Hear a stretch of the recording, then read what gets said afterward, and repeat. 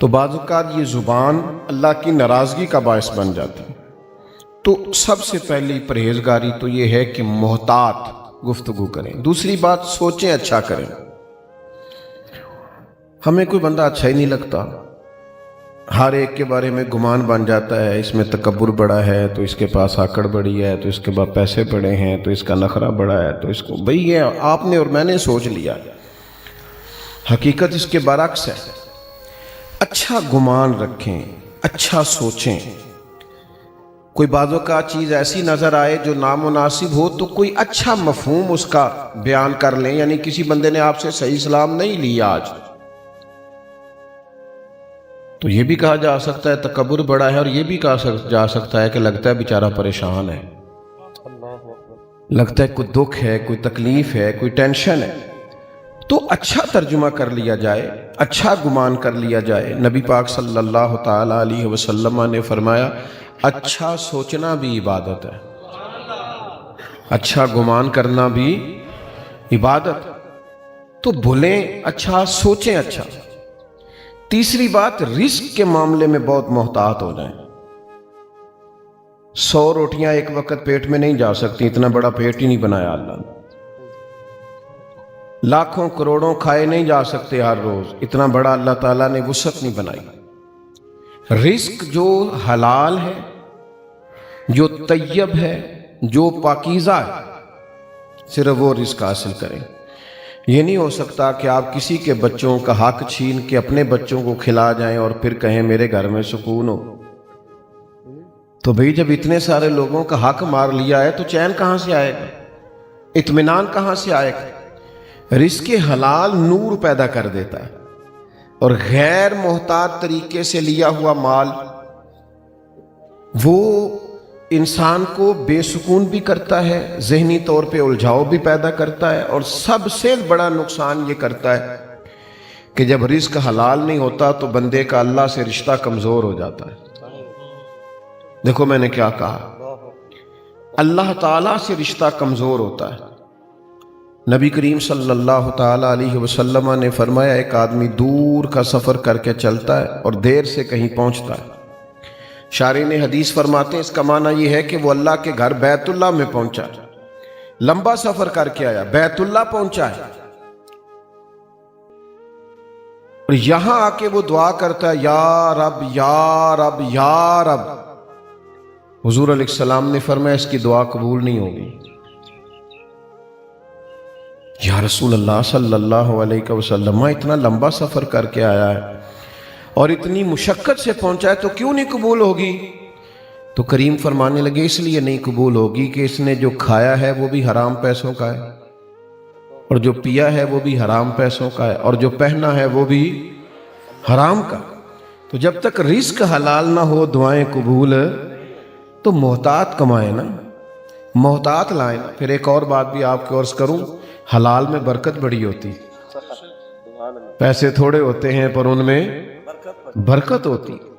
یہ ناجائز پیسوں کی تو سمجھ نہیں آتی آئے کہاں سے اور پھر گئے کدھر، اس معاملے میں محتاط۔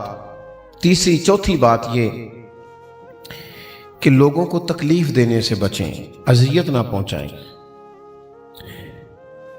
ہمارا ایک مخصوص سا مزاج ہو جاتا ہے کہ میں بڑا اہم آدمی ہوں، میری بڑی خاص شخصیت ہے۔ کچھ لوگ تو کسی لائن میں لگنا پسند ہی نہیں کرتے، کسی نظم کا، کسی پابندی کا حصہ بننا ان کے بس کی بات ہی نہیں۔ یاد رکھیں، احتیاط کرنی چاہیے، کسی کو اذیت نہ پہنچے، کسی کو تکلیف نہ ہو۔ ایسا نہ ہو کہ کوئی ہماری وجہ سے اللہ کے حضور جا کے روئے کہ اس نے بڑا ستایا ہے۔ اپنے وجود کو اس طرح کا نہ بنایا جائے کہ اللہ کے بندے اس سے اذیت محسوس کریں، اللہ کی مخلوق کے لیے آسانی پیدا کی جائے۔ حضور علیہ السلام نے فرمایا، یہ سیاستہ میں حدیث ہے، کریم فرماتے ہیں قیامت کے دن اللہ تعالیٰ کی بارگاہ میں ایک تاجر پیش کیا جائے گا، تجارت کرتا تھا، کاروبار کرتا تھا۔ جب اللہ تعالیٰ کی بارگاہ عالی مرتبت میں پیش ہوگا تو رب فرشتوں سے فرمائے گا میری رحمت کا فیصلہ ہے کہ اسے جنت عطا کی جائے۔ تو ہر آدمی کو اپنا پتہ تو ہوتا ہی ہے، من آنم کے من دانم، پتہ تے سارا ہے سردار نو کیتیاں دا، پتہ تو ہوتا ہے نا بندے کو اپنے اعمال کا. تو وہ تاجر اللہ کے حضور عرض گزار ہوتا ہے، مالک مجھے تو اپنے اعمال کا پتہ ہے، میرے اندر تو ڈھیروں کوتاہیاں ہیں، لیکن یہ جو سبب بنا ہے میرے لیے بخشش کا، وہ سبب کیا ہے؟ کس چیز کی برکت سے اللہ تعالیٰ نے مجھے معاف کیا ہے؟ تو حضور علیہ السلام فرماتے ہیں، رب کریم اس تاجر سے فرمائے گا تو تجارت کرتا تھا، کاروبار کرتا تھا، پھر کچھ لوگ تجھ سے ادھار بھی لے جاتے تھے، پھر تو اپنے لوگوں کو بھیجتا تھا پیسے لینے کے لیے کہ وہ فلاں آدمی لے گیا تھا مال، اس سے پیسے لینے، تو تو کہا کرتا تھا کہ جو جان بوجھ کے نہ دے اس پہ سختی کرنا. میری طرف دیکھ رہے ہیں آپ؟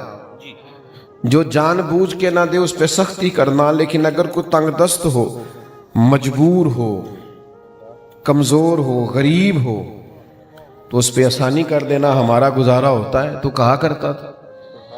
تو تاجر عرض کرے گا، مالک میں کہتا تھا کہ یار اگر کوئی مجبور ہوا نا تو اسے گنجائش دینا، ہمارا تو کام چلتا ہے. ویسے ہم غریبوں کو گنجائش نہیں دیتے. ہاں جی کسی تگڑے کو پیسے لینے ہون تو انہوں آکھی دا بھائی تو کیویں دے سکنا ہے، بندہ ماڑا ہوئے تو انہوں آندے نے بھی سویرے دینے نہیں تے میں تینوں لیبڑ لینا ہے. غریب آدمی ہے، پتہ ہے اس بیچارے نے روب میں آ جانا. تو حضور علیہ السلام کی ایک حدیث آپ نے یاد رکھنی ہے. نبی پاک علیہ السلام نے فرمایا اگر تم نے کسی شخص سے کچھ رقم لینی ہے اور بندہ تنگ دست ہے، مجبور ہے، دے نہیں پا رہا، تو کریم فرماتے ہیں اسے مہلت دے دو. جتنی دنوں کی تم اسے مہلت دو گے، جتنے پیسے تم نے اس سے لینے ہوں گے، اتنے پیسے اللہ روز صدقہ کرنے کا ثواب عطا فرمائے. آسانی کر دو اللہ کے بندے کی. تو حضور فرماتے ہیں اللہ تعالیٰ اس تاجر سے فرمائے گا تو کہتا تھا کہ بھائی جو تنگ دست ہوا آسانی دینا، ہمارا تو کام چلتا. مالک میں کہتا تھا. تو اللہ فرمائے گا پھر بتا نا، تو میرے بندوں پہ آسانی کرتا تھا، میں تیرے اوپر آسانی نہ کروں؟ اس کو سمجھیں آپ، تکلیف نہ دیں، لوگوں کے لیے آسانیاں پیدا کریں. میرے پاس ایک محکمے کے دوست جمع ہو کے آگے، کافی سارے کہنے لگے ہمیں کوئی نصیحت کر دیں. سارے دفتر کے متعلقہ لوگ تھے. میں نے کہا میری نصیحت یہ ہے کہ جیڑا بندہ تھوڑے کولوں کام آوے نہ کوئی انوے نہ کیا کرو کل آئی، اگر ہو سکتا ہے تو کر دو. اللہ کے بندوں کو تکلیف، یہ جو رواج بن گیا نا بعض دفتروں میں کہ کل آنا، پرسوں آنا، پیر کو آنا، فلانے ٹائم آنا، یہ بریک ہے، یہ چھٹی ہے، اذیت کیوں دیتے ہیں رب کے بندوں؟ آپ آسانیاں پیدا کریں تاکہ اللہ آسانی کرے ہم پر. تو تقویٰ یہ ہے کہ اچھا سوچیں، اچھا بولیں، رزق حلال کمائیں اور لوگوں کو تکلیف دینے سے بچیں. نتیجہ کیا نکلے گا؟ پھر جب قبر میں جائیں گے نا تو زندگی چونکہ اچھی گزاری ہے تو پھر قبر کھڈا نہیں ملے گی، پھر قبر میں بچھو کیڑے نہیں ملیں گے، پھر قبر باغ بنی ہوئی ملے گی. باغ، ایک منٹ کے لیے سوچنا کہ مرنا ہے تو باغ میں جانا ہے. باغ میں کہیں باغ لگا ہو تو اس میں جانا کتنا خوبصورت لگتا ہے. تو حضور نے فرمایا مومن کی قبر جنت کے باغوں میں سے باغ ہے، اور باغ اتنا خوبصورت ہے کہ جس میں آنکھ کھلے گی تو پہلی زیارت ہی مدینے والے محبوب کی نصیب ہو. آج پھولے نہ سمائیں گے کفن میں آسی، قبر کی رات ہے ان سے ملاقات کی رات. تو محتاط زندگی گزاریں، اللہ سے ڈر کے وقت گزاریں. ایک میں آج کل دیکھتا ہوں ہمارے ماحول کے اندر سب جگہوں پہ ٹائم دینے کا رواج ہے. پہلے تو کوئی بندہ سیاسی سماجی ہوتا تھا نا، اب اللہ خیر کرے سارا ملک ہی سیاسی سماجی ہے. سارے سب کا ہی کوئی نہ کوئی سلسلہ ہے.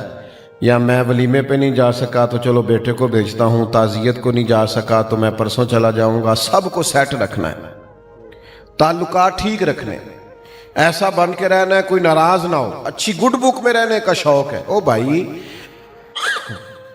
بندے سارے راضی کر لیے ہیں، اللہ کو راضی کرنے کا کیا کرنا ہے؟ بندے تو اس طرح ہوتے ہیں، حضرت فرماتے ہیں جس طرح ریوڑ ہوتا ہے بکریوں کا، ادھر والی بکریاں کھینچ کے لاؤ تو ادھر والی نکل جاتی ہیں، ادھر والی کھینچ کے لاؤ تو تو یہ مخلوق کا تو یہ حال ہوتا ہے کہ ایک طرف والے لوگ راضی کرو تو دوسری طرف والے ناراض ہو جاتے ہیں، دوسرے راضی کرو تو تیسری طرف والے ناراض ہو جاتے ہیں۔ تو اللہ کو راضی کریں، اپنے کریم رب کی رضا کے لیے کچھ کریں۔ وقت گزر گیا ہے، باقی کا بھی گزر جائے گا، کوئی نہیں کسی کو پیچھے اتنا یاد کرتا۔ بڑے بڑے لوگ چلے گئے، کام چلتا ہے، تو میں اور آپ تو کسی کھاتے میں ہی نہیں۔ تو بھائی محتاج زندگی گزاریں گے تو قبر حشر بہتر ہو، اور پھر آخرت میں کیا انعام ملے گا؟ وہ جو میں نے شروع میں آیات پڑھی، اللہ فرماتے ہیں یوم نحشر المتقین الی الرحمن وفدا،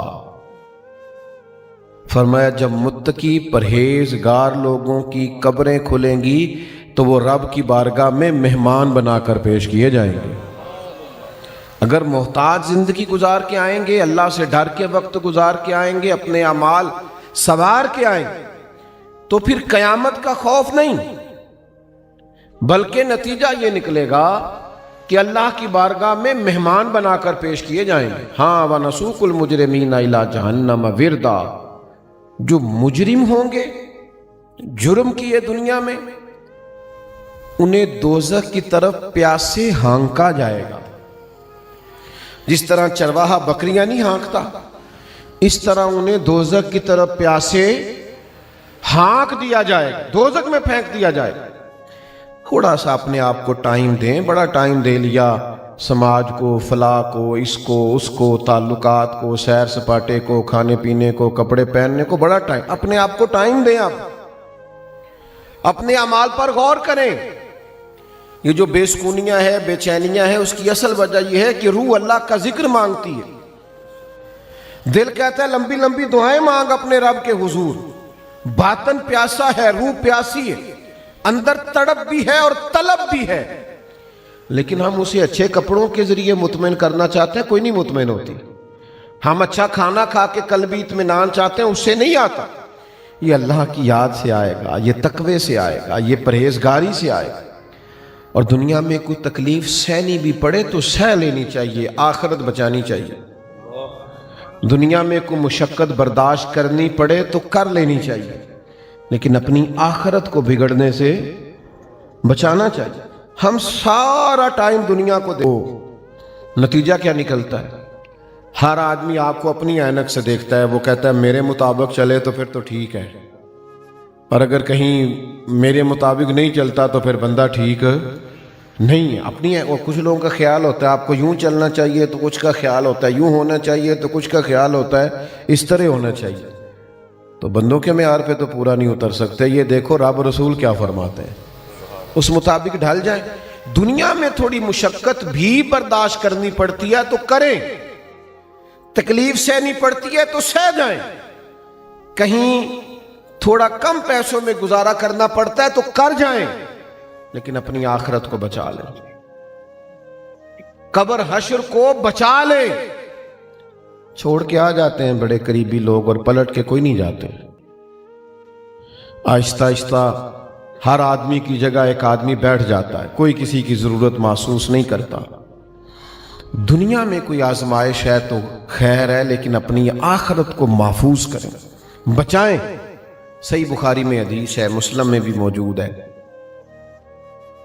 ایک خاتون آئی تھی نبی کریم صلی اللہ علیہ وسلم کی بارگاہ میں، اور انہوں نے عرض کی یا رسول اللہ صلی اللہ علیہ وسلم، میں مرگی کی مریضہ ہوں، مجھے مرگی کا مرض ہے، میرے لیے دعا کریں۔ نبی کریم علیہ السلام سب کے لیے دعا فرماتے، اور حضور دعا کرتے تو شفا بھی اللہ فوراً ہی عطا کر دیتے۔ یعنی حضرت علی شیر خدا کی آنکھیں دکھتی تھی خیبر میں، حضور نے لعاب دہن لگایا، اللہ نے شفا عطا کر دی۔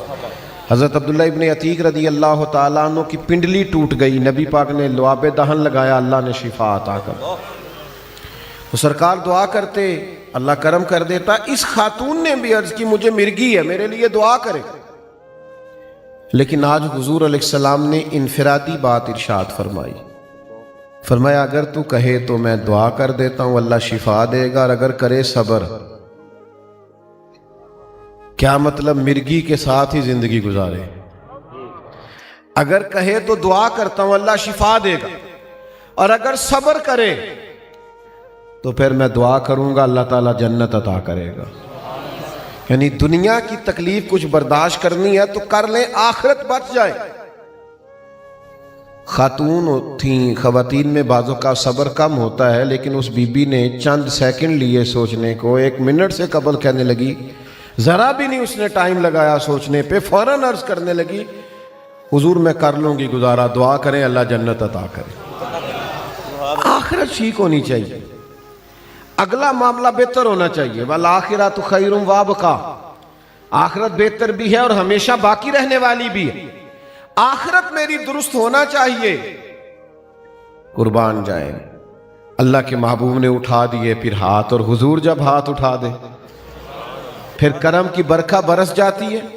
سرکار نے دعا کر دی اللہ جنت عطا کرے. وہ عرض کرنے لگی یا رسول اللہ صلی اللہ علیہ وسلم، جب مجھے مرگی ہوتی ہے تو میرے جسم سے کپڑا ہٹ جاتا ہے، دعا کریں کپڑا قائم رہے. تو صحابہ فرماتے ہیں بہت زیادہ بھی اگر تکلیف ہوتی تھی تو کپڑا جسم کے ساتھ لگا رہتا تھا. وہ بوڑھی خاتون دیر تک زندہ رہیں. باہر سے جب کوئی مہمان آتا تھا تو لوگ اسے کہتے تھے جنتی کو دیکھنا ہے تو اس بوڑھی کی زیارت کرو، اسے حضور نے جنت کی بشارت عطا کی. دنیا میں تھوڑی تکلیف برداشت کرنی پڑے تو کر جائیں، اپنی آخرت کو بچائیں. اور یہ اچھی طرح سمجھ لیں، بس بات ختم کرنے لگا ہوں، ذرا غور کرنا، اپنی آخرت کو کسی صورت بھی خراب نہ کریں، اور کسی کی دنیا کے لیے تو اپنی آخرت بالکل خراب نہ کریں.